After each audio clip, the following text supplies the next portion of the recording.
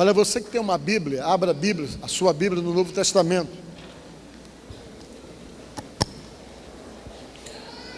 No Evangelho de São Lucas, no capítulo 21, do verso 25, 26 e 27 e 28. Amém? Haverá sinais no céu, na lua e nas estrelas, sobre a terra angústia entre as nações, em perplexidade por causa do quê? Do bramido do mar e das ondas. Haverá homens que desmaiarão de terror pela expectativa de coisas que sobrevirão ao mundo, pois os poderes dos céus serão abalados. Então se verá o Filho do Homem vindo numa nuvem, com poder e grande glória. Ora, ao começar estas coisas a suceder ou a acontecer, exultai e erguei a vossa cabeça, porque o quê? A vossa redenção está próxima. Amém? Irmãos, o que eu li para vocês desta noite foi escrito há 2000 anos atrás, pelo evangelista, que ouviu de Jesus falando e pregando sobre isso, e ele se lembrou e registrou o que Jesus havia falado há 2000 anos atrás. Amém? E eu quero nesta noite conversar com vocês, e quero falar sobre essa passagem da Bíblia e sobre outras coisas, para que fique claro na cabeça da gente de uma coisa: nós somos seguidores de Jesus Cristo. Amém? E como seguidores de Jesus Cristo, nós temos acima de tudo um estilo de vida. E além desse estilo de vida que nós temos, nós seguimos uma orientação, uma doutrina que foi passada por Jesus, que faz parte da nossa crença, daquilo que nós acreditamos, daquilo que influencia as nossas vidas e que estabelece em nós a esperança com respeito aos dias futuros.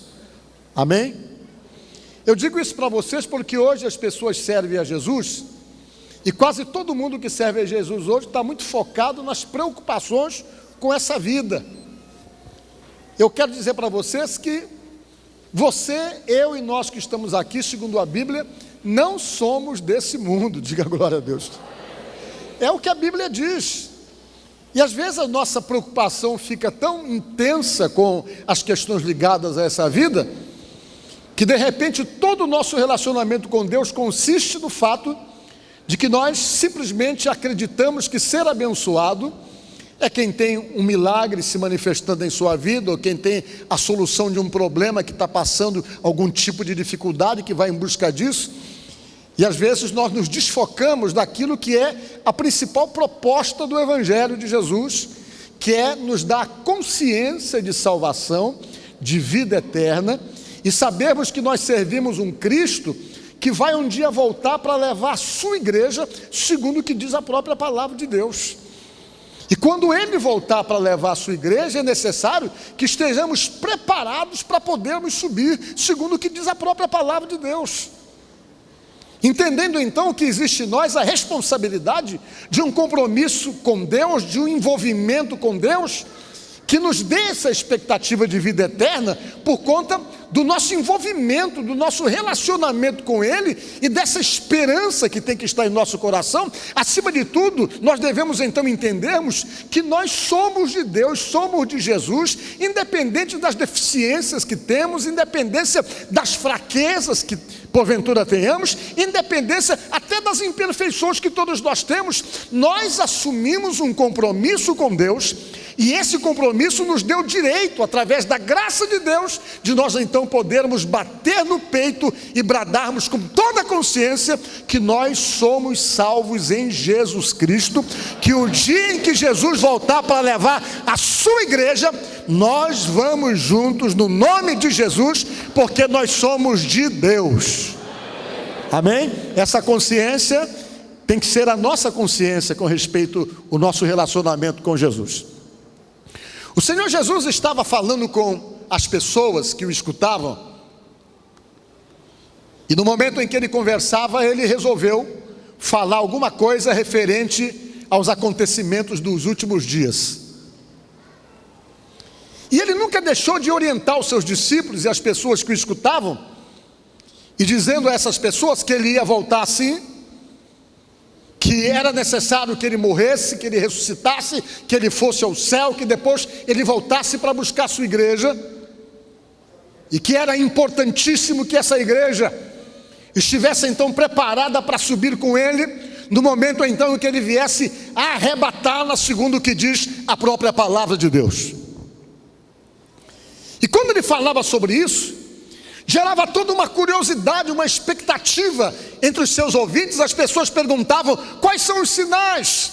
Quando é que vai suceder tal coisa? E sempre alguém estava perguntando alguma coisa para Jesus, para poderem terem mais ou menos um tipo de referência, para saberem quando esse dia vai acontecer. E ele disse de uma certa feita que ninguém sabia desse dia.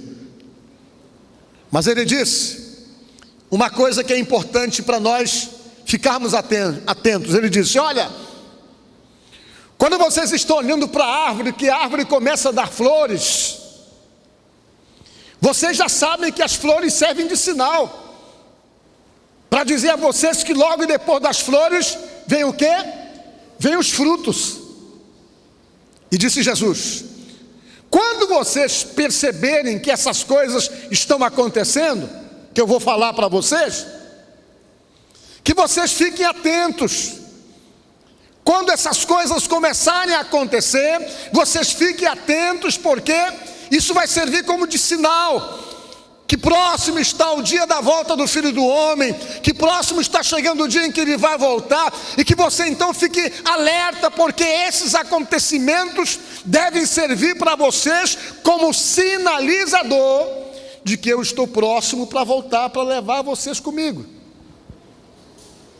E ele falou muitas coisas, coisas que quase todo mundo sabe. Ele falou que no princípio das dores, no começo dos sofrimentos, na expectativa para esse dia, que nós íamos ouvir falar de guerras, de rumores de guerra, disse ele, que nós íamos ouvir falar de fome. Ele disse que quando estivesse se aproximando desses dias, que nós íamos perceber a desordem social que o mundo estaria submetido, que as pessoas teriam um comportamento diferente, como falou o apóstolo São Paulo, que nos últimos dias seriam tempos difíceis, porque nós íamos lidar muito com ingratidão, que os filhos não respeitariam seus pais, que as pessoas seriam desprovidas de afeto, desprovidas de carinho, que as pessoas seriam irreverentes, que as pessoas seriam ingratas, e que esses acontecimentos que demonstrado nessa mudança de comportamento, que também deveriam servir como sinais para nós. E ele disse também no texto que eu li para vocês, que quando esse dia estivesse próximo de acontecer, que nós ficaríamos espantados com o bramido do mar, que o mar ia criar situações de ondas altíssimas, que o mar ia gerar situações de destruição, e que isso traria muita perplexidade às pessoas, pela forma como o mar se comportaria, pela forma da violência das águas e das ondas. E quando você para pensar um pouco sobre isso, você começa a perceber que esses acontecimentos são de agora, do século 21. Só que nós temos conhecimento, já aconteceram nesse século 21, 3 tsunamis do bramido do mar, da forma como fala nesse texto que eu li para vocês. Aconteceu aquele lá na ilha de Sumatra, aconteceu aquele outro no Chile, aqui na América do Sul, e o mais recente aconteceu no Japão, há alguns anos atrás, onde gerou uma situação de perplexidade por aquilo que aconteceu. Segundo Jesus, isso aí deveria acontecer, e isso para nós deveria servir como um sinal da volta do Filho do Homem. Amém? Mas quando você lê a Bíblia, você vai ver que os apóstolos também falavam sobre isso. O apóstolo São Paulo, lá em 2 Tessalonicenses, no capítulo 2, versículo 1 em diante, Ele chegou a falar com os irmãos que moravam em Tessalônica, que estavam todos eles numa expectativa para saber quando isso deveria acontecer, e eles imaginavam que todos esses acontecimentos previstos na Bíblia deveriam acontecer ainda no tempo deles, na geração deles, e isso estava gerando assim como que uma inquietação no meio dos irmãos, porque todo mundo estava esperando o acontecimento, todo mundo ficava como que naquela expectativa, como que se esses dias fossem acontecer ainda naquela época. E o apóstolo São Paulo, que era um homem de Deus, um homem inspirado pelo Espírito Santo, ele percebendo que os irmãos estavam inquietos, estavam confusos com a questão da volta de Jesus, alguns deles não queriam mais nem batalhar pelas suas próprias vidas, porque achavam que não adiantava muito, que deveria acontecer ainda por aqueles dias. Ele veio e escreveu a carta para a igreja de Tessalônica, a segunda carta, e quando ele escreveu, ele abordou sobre o assunto, dizendo: irmãos, não precisa vocês ficarem aí inquietos ou atentos ou perplexos, porque antes eu já tinha falado com vocês com respeito a esse assunto, e disse para vocês que esse fato não vai se confirmar e não vai acontecer, sem que primeiro aconteçam algumas coisas importantíssimas, que deverão então servir de sinais para vocês, disse Paulo. E uma das coisas que vai acontecer no mundo, que vai chamar a atenção de vocês, que vai deixar vocês como que na expectativa de que Jesus Cristo está próximo de voltar, é que vai primeiro se estabelecer no mundo a apostasia, disse ele. E a apostasia vai ser um sinal de que Jesus vai voltar. O que é apostasia? É o abandono da fé, o abandono das suas convicções. É quando você deixa de crer naquilo que você acreditou. É quando você se afasta dos princípios de sua fé e das suas convicções que você teve a vida toda, e que de repente, por razões que às vezes nem mesmo você sabe, você é induzido a descrer, a desacreditar, a se tornar contrário a tudo aquilo que fez parte da tua crença e da tua fé. E eu digo para vocês que nunca isso foi tão acentuado como nos dias atuais de hoje, que vivemos. Você percebe que você vai na penitenciária, o que mais você vai encontrar lá é pessoas que vão falar para você que um dia serviram a Deus e que serviram a Jesus.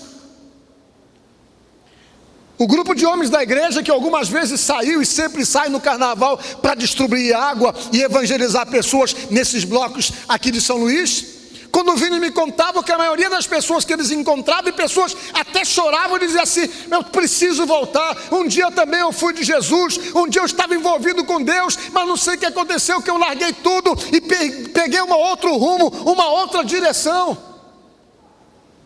E é comum você encontrar alguém que fala isso para você. E esse comportamento de abandono, de rejeição à fé, de indiferença à fé, é exatamente aquilo que nós chamamos de apostasia, que está estabelecido na palavra de Deus como um sinal para mim e para você, de que nós estamos próximos de vivermos esse evento mundial que a Bíblia realmente nos alerta, que é exatamente o arrebatamento da igreja. É o que diz a palavra de Deus. E Paulo dizendo: olha, não se preocupe, porque um dos sinais é exatamente o abandono da fé, é a apostasia. E depois o outro sinal, disse Paulo, é a revelação do homem da iniquidade. O anticristo tem que ser revelado ao mundo. Quando o anticristo for revelado ao mundo, aí se preparem, porque está na hora. Quem é o anticristo? O anticristo, a palavra já diz, anti quer dizer contra. É um homem que a Bíblia diz que vai dominar o mundo. Vai ser um político que vai conseguir fazer coisas que ninguém imagina. Ele vai conseguir exercer domínio sobre o mundo. E a teologia diz, por exemplo, que uma das coisas que ele vai conseguir é a paz entre árabes e judeus. E fala ainda que ele, o anticristo, ele vai reconstruir o templo de Jerusalém. o lugar onde os judeus hoje oram, lá nos alicerces, que eles chamam de Muro das Lamentações, naquele lugarzinho, onde eles ficam pedindo: Senhor, nos dá o templo de volta, Senhor, nos dá o templo de volta. Só que o lugar onde estava o templo hoje tem uma mesquita, um templo islâmico, que é chamado de Mesquita de Omã, um lugar protegido por todos os lados, ninguém consegue nem se aproximar do lugar. O máximo que nós podemos é ficar lá nos alicerces, perto dos alicerces do templo antigo de Salomão. E Jesus disse que esse templo vai ser reconstruído, e quem vai reconstruir, sem dúvida, é o anticristo. Ele vai conseguir a condição para a reconstrução desse templo. E disse Jesus que quando ele reconstruir, em vez de ele dar o templo para as pessoas irem adorar o Deus, o Pai, o Deus que nós servimos, disse Jesus que não, que ele vai sentar no templo como se fosse o próprio Deus, diz a palavra de Deus. Por isso Jesus diz lá em Mateus: quando vocês verem o abominável da desolação sentado no lugar santo, saibam que está próximo o dia da volta do Filho do Homem. Por quê? Porque diz a palavra de Deus que ele vai fazer um acordo com os judeus. Diz lá em Daniel 9:27 que ele vai fazer um acordo de uma semana ou de 7 semanas, na verdade são 7 anos, que na metade da aliança do acordo ele vai quebrar todos os acordos, e na metade ele simplesmente vai romper com os judeus, diz a palavra de Deus, não vai fazer o que ele prometeu, ele vai sentar no templo, e lá do templo diz a Bíblia que ele vai dominar sobre todas as nações. E os estudos falam, por exemplo, que ele vai dominar e não vai dominar sozinho. Vai ser ele, a besta e o falso profeta. Quem é o falso profeta? Vai ser um líder religioso, o representante da religião. Ele, o anticristo, o representante da política mundial, que vai exercer poder sobre todos. E a besta vai ser uma imagem, uma máquina que vai ter poder de matar uma pessoa se não procurar adorar e se dobrar diante dela. É o que diz a Bíblia no livro de Apocalipse. E depois então que ele quebrar as alianças, ele vai levantar a perseguição que a Bíblia tanto nos alerta. Ele vem e vai tentar exercer domínio sobre o mundo, e as primeiras pessoas que ele vai tentar perseguir e vai tentar realmente atingir são os cristãos, os seguidores de Jesus, diz a palavra de Deus. Esses vão ser o seu alvo em potencial de perseguição. Só que quando ele se aprontar para poder exercer domínio, para poder perseguir os cristãos, a Bíblia diz, por exemplo, que nosso Senhor Jesus Cristo vai aparecer nos ares, e aqueles que estiverem mortos ressuscitarão com novos corpos, e aqueles que estiverem vivos, glória a Deus, aqueles que estiverem vivos, diz a Bíblia, que serão transformados em glórias e serão arrebatados e levados ao encontro do Senhor Jesus Cristo nas nuvens, diz a palavra de Deus, e eu acredito. Serão arrebatados, diz a palavra de Deus. Mas fazer o que? Jesus vai nos levar para onde? Para onde é que nós vamos? É a pergunta, é para um lugar. Jesus tem um lugar para mim, um lugar para você, um lugar para todos nós. Ele, quando subiu aos céus, ele foi para ir para cima. Existe um lugar. Existe um lugar para mim, para você e para todos nós. Eu estava lendo essa semana, fazendo uma pesquisa sobre algumas coisas que ficam muito longe da cabeça da gente para poder entender. E eu descobri, por exemplo, que existe 200 bilhões de sistemas solares. Existe 200 bilhões de sóis com planetas gravitacionando em volta igual o nosso, que nós vivemos aqui na Via Láctea. Outros astrônomos falam que existe 6 trilhões. Eu estava lendo, 6 trilhões é alguma coisa que vai além da cabeça da gente. Então o que não existe, o que não falta nesse vazio que nós vivemos é lugar. Se você olha o tamanho do universo, A terra onde nós vivemos aqui, que ela está aqui rodando, ela é como que um grão de areia diante dessa realidade toda que existe no universo, numa imensidão que você não consegue alcançar na sua cabeça. Ninguém consegue alcançar a grandiosidade dessas coisas. E quando Jesus voltar, Ele vai nos levar para um lugar, diz a palavra de Deus. A gente não vai ficar voando no espaço o tempo todo, Ele tem um lugar para nos levar. E lá nesse lugar para onde nós vamos, segundo o que nós conhecemos pela palavra de Deus, nós vamos para lá para quê?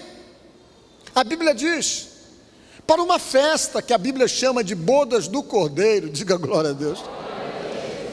E nessas bodas do Cordeiro, cada um vai lá, para lá, e segundo a palavra de Deus, nós receberemos o nosso galardão. A palavra galardão significa salário. Salário era o que se recebia alguns anos atrás, que era a porção de sal para o camarada poder conservar a comida dele, quando não havia realmente o dinheiro como tem hoje. Por isso que isso deriva a palavra do dinheiro que nós ganhamos, salário, que vem de sal, que era a porção de sal que as pessoas ganhavam. Então vejam bem, e nesse lugar diz a Bíblia, que o Senhor vai ficar conosco, e cada um de nós, diz a Bíblia, seremos recompensados por aquilo que fizemos para Deus aqui na terra. Em uma das cartas de Paulo, ele diz, por exemplo, que todas as nossas obras serão provadas. Tudo aquilo que nós fizemos para Deus, Deus vai provar com fogo, para ver qual foi a motivação que nós fizemos tal obra. Se foi uma motivação para agradar a Deus, para servir a Deus, essa obra vai ser aprovada e nós ganharemos galardão. Mas se nós trabalhamos para Deus e a nossa motivação não foi fazer para Deus, mas foi qualquer outra motivação, para aparecer, para chamar atenção ou para qualquer outra coisa, que nós então não perderemos a salvação, mas em compensação não ganharemos a recompensa por aquela obra que não foi aprovada diante de Deus. E diz a Bíblia que nós vamos ficar lá durante 3 anos e meio. Cada um vai receber a sua recompensa, diz a palavra de Deus. E diz mais a Bíblia ainda, que enquanto nós estivermos lá, diz a palavra de Deus, que a terra vai estar em profunda tribulação. O anticristo vai dominar tudo, e uma das coisas que ele vai fazer, é fazer com que todo mundo tenha a marca da besta. Diz lá no livro de Apocalipse, que a pessoa que não tiver a marca da besta, ele não vai comprar e nem vender. Ele vai ter que ter, para poder sobreviver. Vai receber na mão, na fronte essa marca, e essa marca é a garantia de sobrevivência, é a garantia dos seus relacionamentos comerciais. Mas disse Jesus que quando a igreja for levada, as pessoas que ficarem, ainda vão ter uma chancezinha, mas agora, para elas terem a oportunidade delas, elas vão ter então que se permitirem sacrificar pelo nome de Jesus aqui na terra, porque elas não vão receber a marca da besta, elas não vão negar o nome de Jesus, que vai ser exigido que neguem, e aquelas pessoas que morrerem nessas condições, terão uma segunda chance, e poderão então ir ao céu realmente, depois saindo da grande tribulação. Pelo menos é o que falou João em Apocalipse, que eu até anotei aqui para você ler depois. Ele falou em Apocalipse, deixa eu ver onde foi que ele falou, no capítulo 7, versículo 14, quando ele teve a visão de muitas pessoas que vinham da grande tribulação, que ele não sabia de onde vinham, e ele perguntou para o ancião, e o ancião disse: olha, esses aí são aqueles que vêm da grande tribulação, que lavaram suas vestes do sangue do Cordeiro, então que foram sacrificados lá no período da grande tribulação, por causa do meu nome. São aqueles que com certeza não receberam a marca da besta, e que não negaram Jesus, que vão ter uma outra oportunidade em condições muito doloridas. E diz a palavra de Deus que vai ser um grupo muito grande, entre tribos, línguas e nações, que vão ser salvos nessa segunda leva, porque na primeira muita gente vai ficar, já deixa bem claro isso registrado na palavra de Deus. E as pessoas vão para lá, e o anticristo vai dominar soberano aqui na terra. O homem da perdição é que falou o apóstolo São Paulo. Diz a palavra de Deus que ele vai exigir essa marca. E se você parar um pouco para pensar, você vai perceber, por exemplo, que isso não é difícil de acontecer, não. Já existe o biochip. Quem já ouviu falar do tal do biochip? Levante a mão. É do tamanho de um grãozinho de arroz. As pessoas colocam subcutaneamente, e com esse biochip você não precisa nem usar dinheiro. É como se fosse seu cartão de crédito. Com biochip você abre a porta da sua casa, com biochip você acende as luzes. Com biochip você faz transação comercial. Com biochip você não precisa andar com dinheiro, com cheque, com nada. Basta ter intracutaneamente o biochip, que ninguém percebe. Você consegue simplesmente resolver as suas transações. Já existe nos Estados Unidos ensaio para essas coisas aí. Se você parar um pouco para pensar, a gente começa a acreditar que exatamente essa marca da besta pode ser exatamente o biochip, que vai simplesmente abolir a necessidade das pessoas fazerem transações com dinheiro, em espécie, não vai precisar mais. E Apocalipse fala claramente que quem não tiver isso aí não vai comprar e nem vender, diz a palavra de Deus. E a palavra adverte que aqueles que ficarem, que não fiquem com isso aí, que não recebam isso. Alguma coisa muito parecida com esses ensaios que a gente vê, por exemplo, todo mundo que está aqui tem CPF. O governo sabe todos os seus dados. Quanto é que você ganha por mês? Quanto é que você deixa de ganhar? A partir de 2015 veio uma nova forma da Receita Federal que eu fiquei sabendo aí, que agora não é você que vai dizer quanto é que você gasta. Eles vão de forma online saber todos os lugares que você comprou, quanto foi que você gastou, e quando chegar no começo do ano, você já vai receber a conta em casa, quanto é que tu tem que pagar, por quê? Porque eles vão ter controle de tudo que tu gasta durante o ano inteirinho. Não é isso? A gente vai comprar qualquer coisa, como é que as pessoas falam para nós? Quer CPF na nota? Eu digo, não. Vocês estão me entendendo? Você coloca lá, já caiu, já se sabe que tu comprou ali. Na loja tal, uma roupinha um pouquinho melhor, já sabe. E você vê que essa questão relacionada com o monitoramento, com o controle, é como se fosse exatamente um ensaio para o anticristo, porque baseado pelo que nós se tem conhecimento, a teologia fala, ele vai ter controle sobre cada cidadão da terra. A tecnologia hoje, ela já possibilita isso. Esses dias agora, vocês viram o escândalo que saiu, que os americanos sabiam até das conversas íntimas da presidente Dilma. As pessoas comuns, que eram consideradas pessoas ameaçadoras aos Estados Unidos, eles conseguiram saber o que as pessoas conversavam no celular, conseguiram saber o que as pessoas passavam com e-mail. Até o que o sujeito escrevia no Zap, o sujeito sabe lá. Então esse sistema de monitoramento, esse sistema de controle, eu olho assim, uma opinião muito pessoal, que fica bem claro que isso é a forma de controle que a Bíblia já alerta, que quando o anticristo exercer domínio, ele vai exercer controle. Hoje, nós vivemos num mundo onde o controle das coisas é determinante para quem quer dominar. É determinante. Hoje os homens controlam tudo, controla a baleia, controla sapo cururu, né?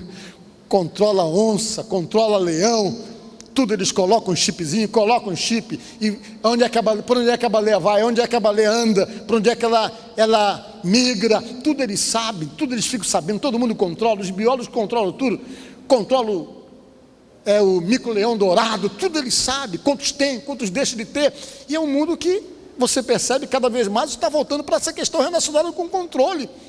E por mais estranho que possa parecer, nós somos controlados também. Nós somos controlados, cada vez mais o controle está se exercendo no mundo inteiro. Estava lendo alguma coisa um dia desses que os cidadãos ingleses estavam reclamando do controle da polícia inglesa, que por onde você anda na Inglaterra, em Londres, em todo lugar tem câmeras de monitoramento, sai dessa rua, entra naquela, ele entrou ali, passou na outra, varou no beco, e está lá eles acompanhando tudo o que está acontecendo. Está começando aqui em São Luís, vocês já viram, né? Daqui a pouco, para onde você vai, o rastreamento para saber onde você foi, é fácil, só visitar aí as câmeras que descobrem onde é que você vai. E você percebe que o mundo está se ensaiando para esse monitoramento. Por quê? Porque baseado pela palavra de Deus, o anticristo vai ter poder de monitorar os habitantes do planeta e exercer exatamente aquilo que a Bíblia já nos alerta. Jesus, ele falou isso para os irmãos que viviam naquela época. E olha, eu digo para vocês que nunca na história da humanidade tal fato ficou tão próximo como na geração que nós estamos vivendo. Tudo aquilo que falou Paulo com respeito à mudança de comportamento é comum hoje. As atitudes das pessoas, a forma como às vezes a correria das pessoas está voltada unicamente para o material, para o dinheiro, Você percebe hoje que, de repente, até a fé cristã está se desvirtuando, porque na concepção de muitas pessoas, crente abençoado, cristão abençoado, é aquele que ficou rico, é aquele que saiu do nada e se tornou empresário, que está com o bolso cheio do dinheiro, e as pessoas estão cada vez mais atrás de igrejas que façam para as pessoas uma proposta de que eles vão ganhar bem, de que eles vão dar R$100 de oferta e vão ganhar de Deus no nada R$1.000. Dê 200 que vai aparecer lá na tua conta bancária, 5.000, porque Deus vai operar esse milagre. E parece que todas as pessoas estão se desviando do verdadeiro sentido da fé cristã, para começar então a ter uma visão voltada somente a uma preparação para essa vida, como se fosse viver aqui eternamente. Para Deus abençoar você, para Deus resolver seus problemas, para Deus fazer da tua vida uma vida abençoada, é algo recorrente que está dentro da promessa dele. Mas se você for ler a Bíblia, o que Deus está querendo que você esteja focado, que você esteja realmente voltado e que esteja na tua cabeça, não é que você esteja atrás dele ou à procura dele, porque ele tem como te fazer rico ou resolver os teus problemas. Jesus está querendo que você vá à procura dele e entenda que ele é o teu Senhor, que ele é o teu Salvador, que ele morreu para te salvar, que estando com ele, com dinheiro ou sem dinheiro, na hora em que você morrer, você vai para o céu, porque você é chamado por ele. É isso que você vê como a proposta principal da palavra de Deus. Mas hoje as pessoas estão perdendo essa visão e começando a olhar a vida com Deus como resultados na vida financeira, como resultados nos seus sonhos de consumo, como resultado de bênção. Então Pedro e João eram os dois caras mais amaldiçoados que eu já vi na vida. Sabe por quê? Porque no dia que eles subiram lá no templo para orar, observar a hora nona de oração, que o homem aleijado pediu um dinheiro para eles, que foi que eles falaram? Nós estamos lisos hoje, não temos nenhum tostão, meu irmão.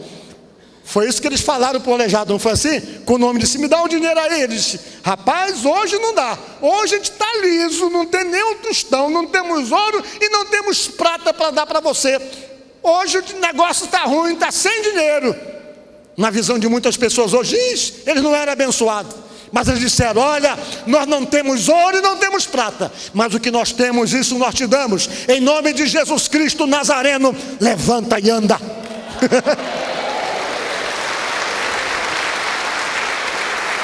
Eram mais abençoados do que possamos imaginar. Então às vezes nós percebemos que está exatamente mudando essa visão com relação de servir a Deus. Meu irmão, eu sei que Jesus Cristo cura, eu sei que Jesus resolve problema, eu sei que Jesus abençoa as nossas vidas, eu sei que Ele nos tira do sufoco, eu sei que Ele tem poder para operar qualquer milagre. Mas se você quer milagre mesmo, se você quer ser abençoado, quer ser um homem vitorioso e que as bênçãos venham na sua vida, antes de você pedir, faça aquilo que Jesus mandou você fazer. E o que Ele mandou nós fazermos foi exatamente isso: buscai, pois, em primeiro lugar o reino de Deus e a sua justiça, e todas as demais coisas vos serão acrescentadas. Foi Ele que disse isso, foi Ele que falou isso. Mas às vezes não existe em nós essa motivação de obediência, de fidelidade, de fazer a coisa do jeito certo. Nós queremos tentar ir por atalhos, e às vezes por causa desses atalhos, de repente ele chega, de repente ele volta para levar a sua igreja, e nós estamos focados e motivados por outras coisas, quando a vontade dele é que você esteja motivado em servi-lo, motivado realmente em fazer a vontade dele. Porque você vai perceber que servir a Jesus é passar luta sim, porque a Bíblia já nos alerta sobre isso, é passar prova sim. A prova, a luta faz parte da melhora do seu relacionamento com Deus. Quando você é de Deus, a luta vem, mas ela passa. Por quê? Porque Deus só vai permitir na tua vida essa luta o tempo que Ele achar necessário para melhorar você, para quebrar a sua arrogância, para fazer de você uma pessoa melhor. Mas tem gente que não quer luta, mas as lutas vêm, meus irmãos, ela vem. Jesus disse em João 16:33: no mundo tereis aflições, mas não fique desanimado não, nem te entristeça, tende bom ânimo, porque eu venci o mundo e você vai vencer comigo também. Vai vencer comigo. Mas as pessoas vão se desviando dessas verdadeiras propostas do Evangelho e vão começando então a tentar encontrar o Evangelho de facilidades, que não é o Evangelho de facilidades. Se fosse de facilidade, Jesus não diria assim: olha, o caminho que leva à perdição, ele é largo, fácil, e todo mundo passa por ele.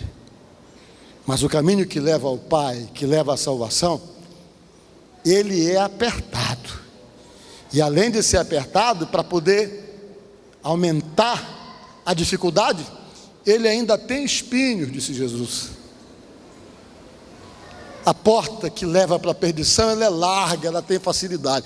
Mas a que leva à bênção, ela é apertada. Você não pode nem engordar muito, senão você não passa por ela, viu? Ela é apertada, falou Jesus. Você está me entendendo? É na luta, diga glória a Deus. Mas em todas as lutas que você tiver, você não vai estar sozinho. Quando você passar por elas, você chega do outro lado mais forte ainda e firme para continuar a tua jornada. Diga glória a Deus. E quando Jesus pintar lá no alto, que tocar a trombeta, está na hora, você que está nessa firmeza vai ouvir o toque da trombeta, que só vai ouvir quem é salvo, e na hora você vai ser arrebatado como que no abrir e fechar de olhos, porque é promessa da palavra de Deus. E saibam disso. Eu já disse para os irmãos aqui que você vai ter que encarar essa realidade. Daqui a um tempo, todo mundo já passou para o outro lado. Se Jesus não voltar, você vai ter que morrer. Ou você pensa que você vai virar pedra aqui? Não vai. Eu oro para Deus para que Deus demore bastante para poder chegar assim. Mas você vai ter que encarar. E quando chegar a hora que Jesus disser, está na hora, que você começar a sentir um negócio, está na hora. Aí que chegou a hora, meu irmão, pode ser quem for, pode ter UTI no ar, chegou a hora, vai com UTI e tudo.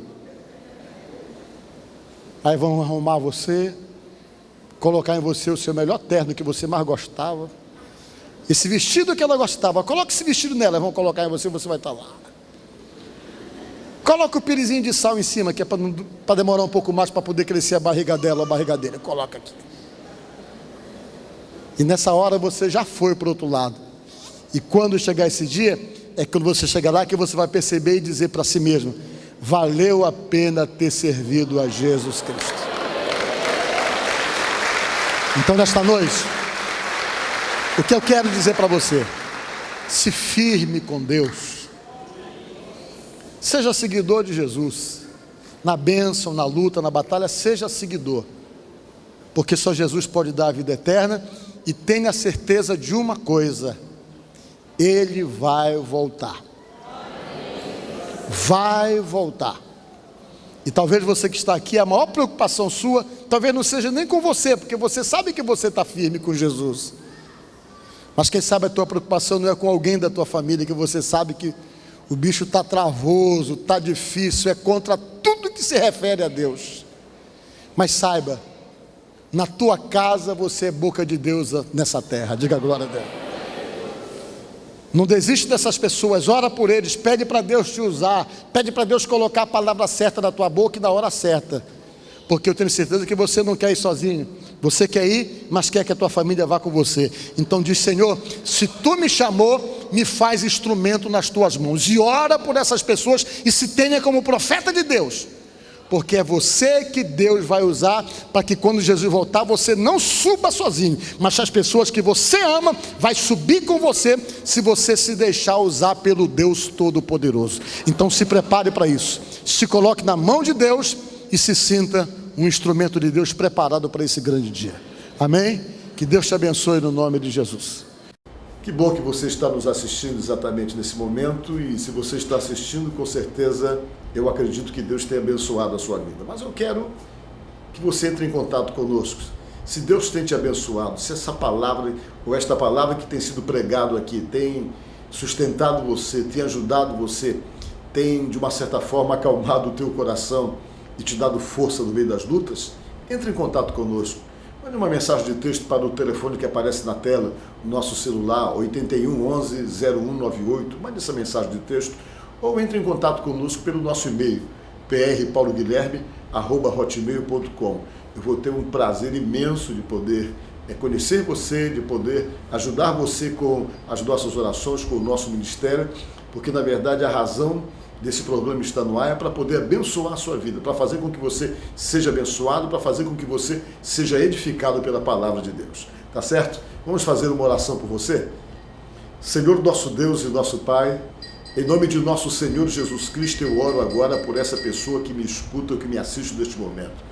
Todo e qualquer problema que porventura essa pessoa esteja passando, talvez esteja, quem sabe, cansado, sem forças, diante de tantas pressões, meu Pai da vida, que tem cercado esse homem ou essa mulher, que às vezes essa pessoa sente vontade de sumir, de sair, de largar tudo, de desaparecer por conta dessa pressão de problemas que tem, na verdade, acometido essa pessoa a ponto de levá-la a uma situação de desespero. Deus, vem abençoar a vida dessa pessoa, vem repreender todos os problemas, todos os embaraços, todas as dificuldades. Vem abençoar esse lar, essa casa e essa família, e repreende desse lar, dessa casa, dessa família e dessa vida, tudo aquilo que não presta, tudo aquilo que não vem de ti, seja repreendido em nome de nosso Senhor Jesus Cristo. Que essa pessoa que me assiste seja abençoada, que seu lar seja abençoado, que sua família seja abençoada, que o Senhor Deus manifeste os seus milagres, manifeste o seu poder para alcançar a vida dessa pessoa que nos assiste agora. É o que te pedimos, ó Deus, no nome de nosso Senhor Jesus Cristo, assim seja. Amém. Amém. Olha, foi muito bom realmente estar com você por esses momentos, e nós aguardamos você em uma próxima oportunidade, tá certo? Fica com Deus, e que o Senhor Jesus Cristo abençoe a sua vida, seu lar, sua casa, sua família. Amém. Eu te agradeço, Deus, por se lembrar de mim e pelo teu favor, o que me faz crescer. Eu vivo pela fé e não vacilo. Eu não paro, não desisto. Eu sou de Deus, eu sou de Cristo. Você mudou a minha história e fez o que ninguém podia imaginar.